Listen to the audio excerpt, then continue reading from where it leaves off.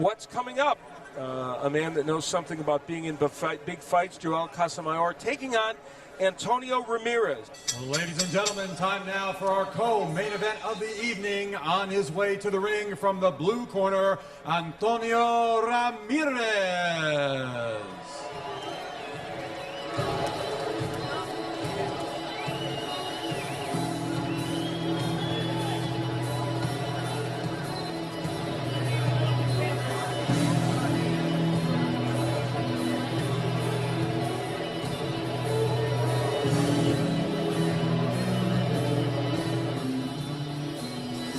Antonio Ramirez, the 34-year-old veteran who has fought many of the bigger names in the lightweight division and has fought some very good lefties, among them Ricky Quiles, who had a draw with, who used his saw, take care of defending or protecting his #1 position with the IBF. Also had a loss to a very good lefty in Stevie Quinones. Ramirez has always been a fighter just on the brink of winning the big fight. He hopes tonight's the night. And he loves to fight. He gets on the inside. He's aggressive. He says, I like to make it exciting for the crowd. That makes me excited. That makes me a better fighter. This is fun. This will be fun to watch.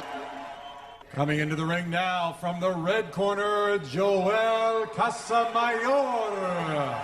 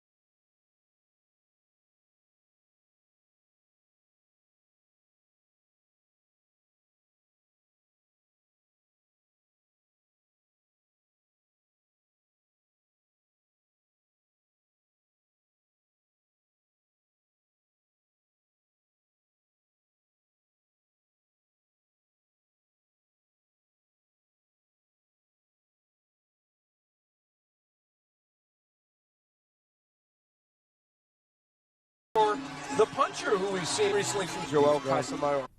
Seminole. Ladies and gentlemen, our next bout of the evening is a co-main event scheduled for 10 rounds of boxing in the lightweight division. Your judges scoring this bout at ringside are Alex Levin, Stu Winston, and Michael Pernick. Your referee in charge of the action is Jorge Alonso.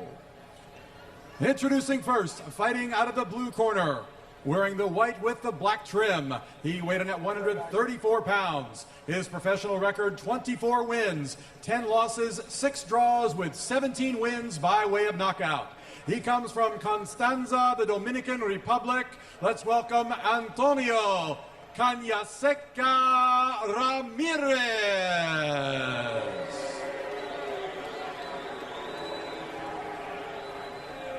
His opponent boxing out of the red corner, wearing the white trunks with the black trim. He weighed in at a ready 137.25 pounds. His professional record, 31 wins, 3 losses, 1 draw with 19 wins by way of knockout.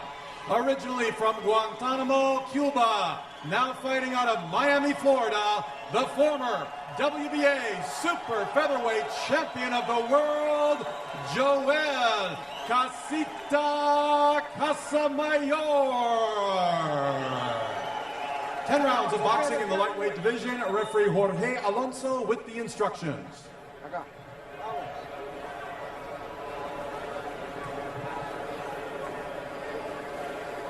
Que yo hablé con los dos en los camerinos, ¿ok? Déjenme recordarles que quiero una pelea limpia, no me tiren golpe después de la campana, ¿ok? Esto está bien aquí, esto está bien aquí. Toquen guantes. Y cuando suene la campana, vamos a los dos aquí. So Joel Casamayor, who has had an odd stretch, he is 1-2-1 in his last 4 fights and could easily be 4-0. A loss to Diego Corrales, a close fight, a win over Daniel Seda, a split decision loss to Jose Luis Castillo, and a draw against Almazbek Remkulov. And I did 3 of those fights, not the last one. And he can make a case that he might have won all of them, even though they were very, very close. So Casamayor, I think, conscious that he's going to have to do more now to win those close fights. And a proven warrior. Every fight out for him is a good fight. He's excited. Look at him here in this first round, going right to work. He is such a workhorse in the ring. You're absolutely right, Sean. You know, I was going to say, from time to time, we see Casamayor as a puncher, like we did in the first Corrales fight. When he wants to sit down on his punches and punch, he can throw something. He may try and do that against Ramirez, who at 24-10, of course, isn't quite on the echelon of those other fighters that I mentioned. Now, it's worth noting that Ramirez, twice in his career, has been stopped. Once by Justin Juco and once by Edner Cherry, who's a pretty hard-punching lightweight. Active first round here for Casamayor. He is not moving at all. I love that. Casamayor goes right to work. Right to work. Get in there and just get with it. You know, so many fighters stand around those first 3 rounds, they throw them away. He is utilizing these first 3. Look at this work from Casamayor. Also, Casamayor is heavier. He's fought this weight before, but not in several years. And he is heavier, so he's standing flat more. That's picking up his power. He's bringing the, you know, look at his shoulders. Look at the definition in his upper body. You know, he hurts fighters. He hurt Anselino Freitas when he fought him. Did not he hurt Corrales, certainly, in their stoppage. Look at those great shots landed by Casamayor. Ramirez with some serious defensive liabilities right now, and he is paying the price against a multi-dimensional attack from Joel Casamayor. Look at Ramirez, too. Now he's got his hands up around his face, but he had his hands down around his neck earlier. Put your hands right in front of your face, right behind those hands. You know, the old-time trainers taught their fighters to touch their gloves to their eyebrows. That would tell you that your hands are high enough. To see him do that, Ramirez. Under a minute left to go. Ramirez with the right hand to the body, his best punch of the fight. I mentioned Edner Cherry stopped him in 2004. Cherry, a very quick-handed fighter, as Casamayor is, and that speed a problem for Ramirez right now. Speed a problem for anyone. Cherry 15-2-2 when they fought back in 2004, April 2004. Under a half minute left to go in what has been a superb round 1 for Casamayor, as he has peppered Antonio Ramirez with a number of solid shots like that one. Yeah, and Joel coming out to try to set the pace. Right here, I'm going to tell you who I am right here in this first round. You saw how confident Ramirez was? Casamayor trying to shut that up. And all this after a 8-month layoff for Casamayor. We'll see what round 2 has in store for us.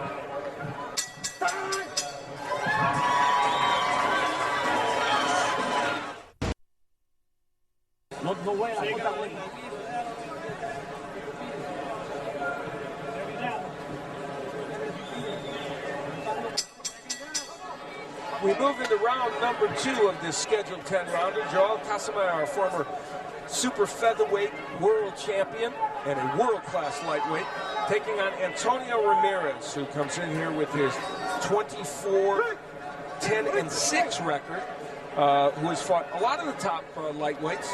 He's been in against a good brand of fighter, Ricky Quiles, Angel Manfredi, who he lost to, Michael Clark, who he lost the decision to, Edner Cherry, who he lost to, Stevie Quinones, also a loss, Justin Juco. So Antonio Ramirez will be able to hang in there with the good lightweights, most of the time going the distance, but not winning. And there's Casamayor using his head. We should point out that Joel Casamayor not about slightly above, slightly bending the rules occasionally. He's a pro. He's a pro. Well put. I'm going to get you a job at the United Nations. There you go. That was good. There you go. Well, you were talking about Ramirez having 6 draws. When you see a fighter with 6 draws that fights in the other man's hometown most of the time, you can kind of read between the lines. Yep. I mean, a few of those were wins. Yeah, right. And not all of them, but I'd say that a few of them, he's gotten it taken away from him. Yeah, and he's a tough customer, make no mistake about it. We're headed toward the halfway point in this round, and again, Casamayor pinpointing very effectively with his punches. 2 heads met there, but look at Ramirez, who's rushing in with his head, and Joel Casamayor does a nice job of keeping his chin tucked. You tuck that chin down and hide your Adam's apple, and also you can hide behind your hands easier. When you head down like that, if you run into somebody, they're gonna get the top of your head, not your face. The uppercut, a very effective weapon for Casamayor as well. We're here in round number 2, this scheduled 10-rounder. Casamayor with a new trainer again. Of course, everyone knows that he switched trainers. Joe Guzman, who trained him, left to train Diego Corrales in the rematch. He worked against Casamayor. Then Buddy McGirt came into his corner, but he has since left. And his new trainer is Ricky Diaz. And primarily they made the change because he wanted to leave Florida. He said, I too many distractions here. I need to train in Phoenix. And that's where Diaz was. And Buddy McGirt trains primarily here. So he changed trainers, so there's no hard feelings. But we'll see how well things work with Diaz. Wow, what a great weapon. Especially in a fighter like Ramirez. See how Ramirez keeps his hands up nice and tight? He also leans over just a little bit. He's kind of like asking for that uppercut. You got to reach for it. You got to reach out to hit him with it, but what an effective weapon. You got to follow up with it too. Once you land the uppercut, you knock your opponent's head up, exposing it, and then you knock it off with another punch. So a flat-footed power Joel Casamayor puts an exclamation point on round number 2. Yeah.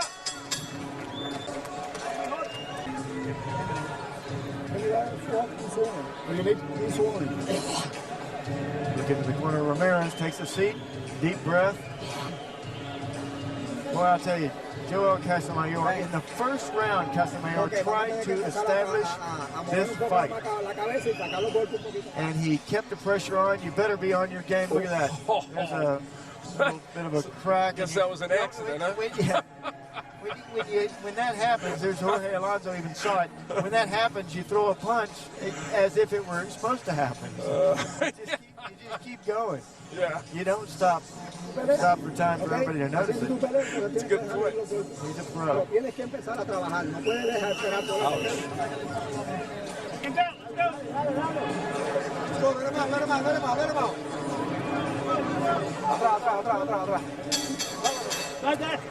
We move into round number 3. Al Bernstein along with Sean O'Grady and Jeff DeForest here at the Hard Rock Live Arena at the Seminole Hard Rock Hotel and Casino down here in the Fort Lauderdale, Hollywood, Florida area. And we continue our boxing action with Joel Casamayor in the white trunks and Antonio Ramirez also in the white trunks, battling it out in this lightweight encounter as we head into round number 3. Look at the pressure from Ramirez. Trying to step it up a little bit this round is Antonio. More pressure. But what we should see from Casamayor is more of those uppercuts. Look how Casamayor turns it too. You turn around, you maneuver your feet to a better strategic position, and then you land. You move around, get the angle, and then crack it. That is nice work. Just walk around. Takes no energy. You walk around. Don't bounce. Don't run around there. Just walk. That's nice work. Ramirez trying to cut off the ring a little bit. We're seeing a little more lateral movement from Casamayor than we've seen in the first 2 rounds. Ramirez has to go to the body. Forget the head. Casamayor is too elusive in that. Go downstairs. Later you can come up to the head. But you've got to get an attack going too if you're Ramirez. It's already the 3rd round. You have to get some points built up.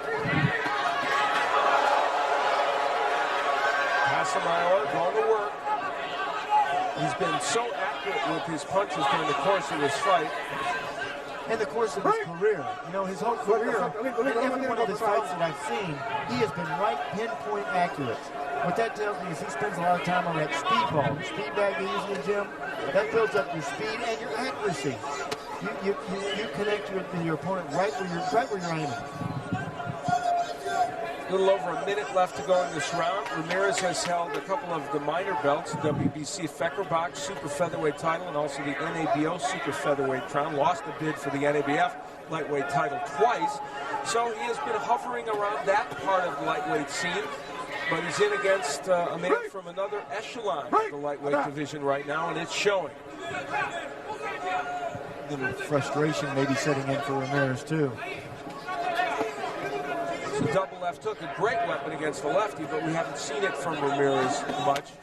And downstairs, look how Ramirez focusing on the body now too. You gotta keep somebody like Casamayor still. He's thrown now 3 punches low, has Ramirez. He may be getting a warning. There's the hook for Ramirez, getting in very effective.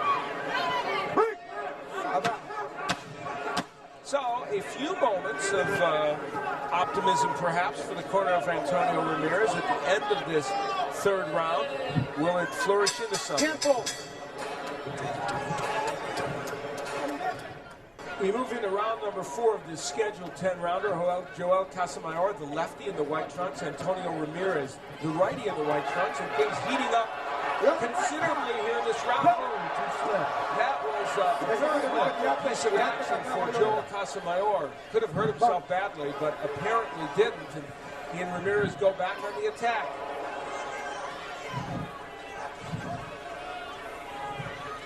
Casamayor, of course, the 1992 gold medalist representing Cuba in the bantamweight division. Weeks before the 1996 games, he defected to the United States and, of course, then started his professional career.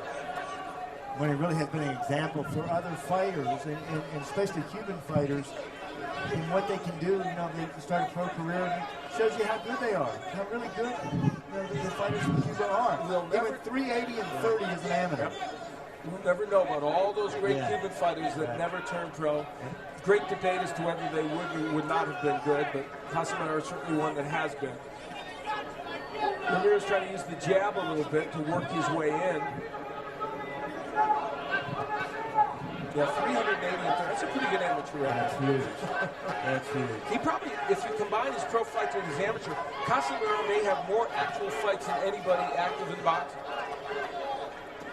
Halfway through round 4. When I went back to some of the older fighters, and I see when they had like 300 fights. Pro fights. Almost, not quite. Here's a guy that's had that many. Yeah. We are halfway through the round now, and Casamayor landing a good straight left hand, shaking his left hand, maybe. And you know, you made the point. He's bouncing off the head of Ramirez a lot because of the way Ramirez is tucking his head.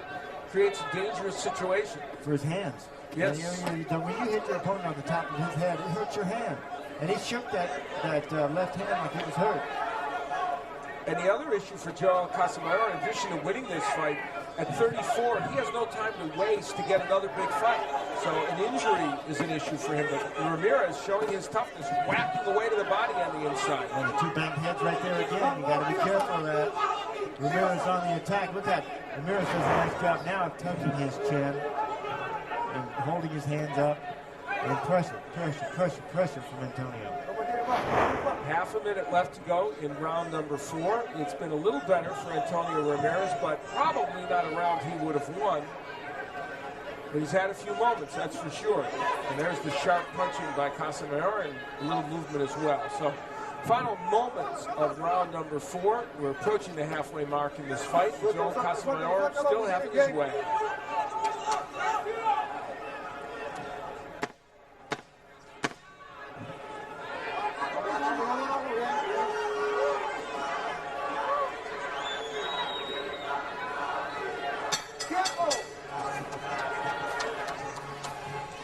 So round 4 passes into the night. A reminder that you can get information about many of the boxers you're seeing tonight, as well as upcoming Warriors Boxing events by going to www.warriorsboxing.com. Great informational site. We could probably call that a website for fights. Yes, you could. Right? warriorsboxing.com. Here is some of the action from that 4th round. It was Casamayor on the attack. Look at all these punches from him. Ramirez trying to fight back. The slip right there from Joel. Slip on the writing in the middle of the ring. You know, the writing holds a little bit more water than the canvas would hold. Water or sweat. Saliendo.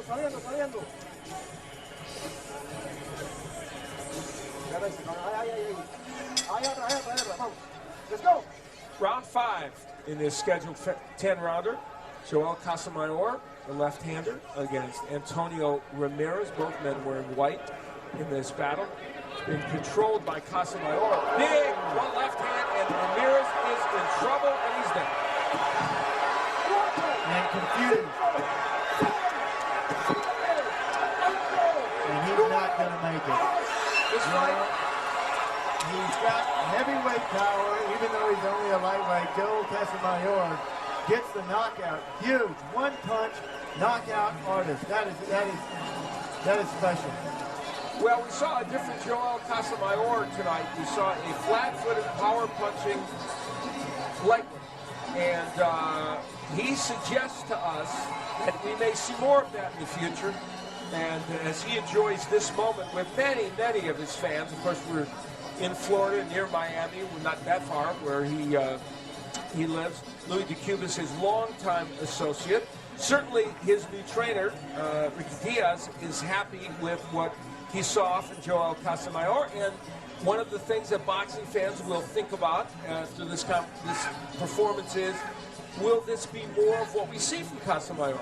Well, he showed that he does have power to mix in with that boxing ability, and as he moves up in weight, he's able to stand flat-footed more and crack. And this lightweight division is exciting. We've talked about before in this broadcast. There it is. The punch that did the damage. Closing the show is Casamayor. The straight left to the side of the face. Look at that. Crack. Kind of a hooking left. And that's his power shot. Casamayor, down goes Ramirez. And Ramirez will not get up. Wham. He had been taking a lot of shots throughout this fight. In fact, I still go back to that very first round. When Casamayor made a statement in that first round, he said, look, you're my guy tonight. Don't get fancy on me. I'm gonna guide you through this fight, and I'm gonna knock you out. And that's just what Casamayor did. Casamayor, he's the mayor of his house, and his house is in the ring. For sure. Well, great performance there by Casamayor in beating Antonio Ramirez, who, of course, is not an upper echelon lightweight, but still a good fighter. Hard Rock Live Arena here at the Seminole Hard Rock Hotel and Casino. Referee Jorge Alonso calls a halt to this bout at 26 seconds of round number 5. Your winner by knockout, Joel Casita Casamayor.